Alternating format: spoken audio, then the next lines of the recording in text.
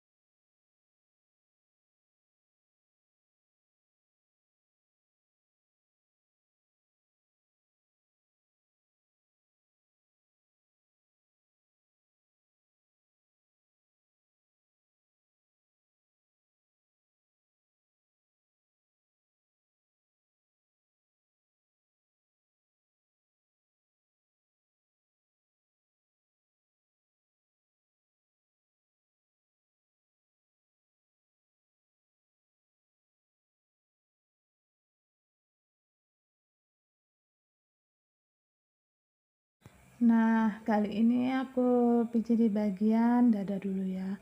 Bagian dada lagi, ini kalau kita buat para mama tuh kalau pagi-pagi tuh udah pasti mau ke pasar, mau nganterin anak sekolah, kadang-kadang tuh cepet-cepet banget bermotor, ngebut-ngebut, laju-laju kan, nggak terasa kalau dibiarin selama 1 minggu, itu angin bisa masuk di bagian dada, itu sakit banget. Kadang-kadang kalau bernapas tuh susah, rasanya tuh kayak ngap gitu, kayak kecapean gitu kan.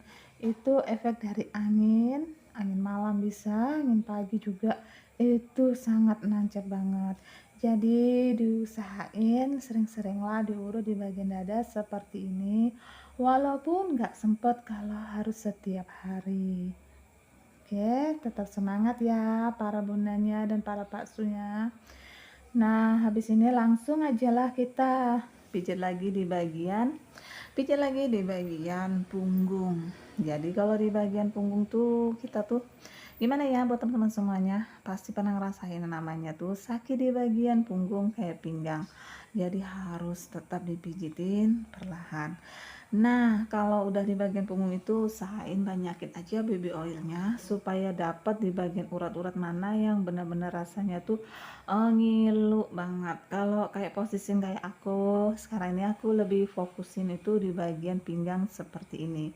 Di pertengahan antara pinggang dan punggung itu lumayan sakit banget kalau kita urut seperti ini tuh. Di bagian jempol tangan kita fokusin di bagian punggung tengah.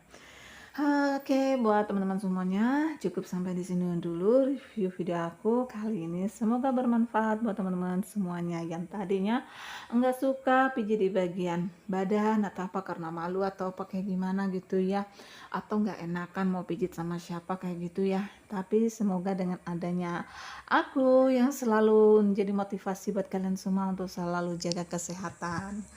Tetap semangat terus, maju terus, pantang mundur, abaikan omongan orang yang gak bermutu itu.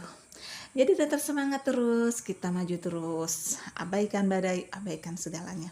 Kita jumpa lagi di channel aku di Antika Official. Salam kesehatan.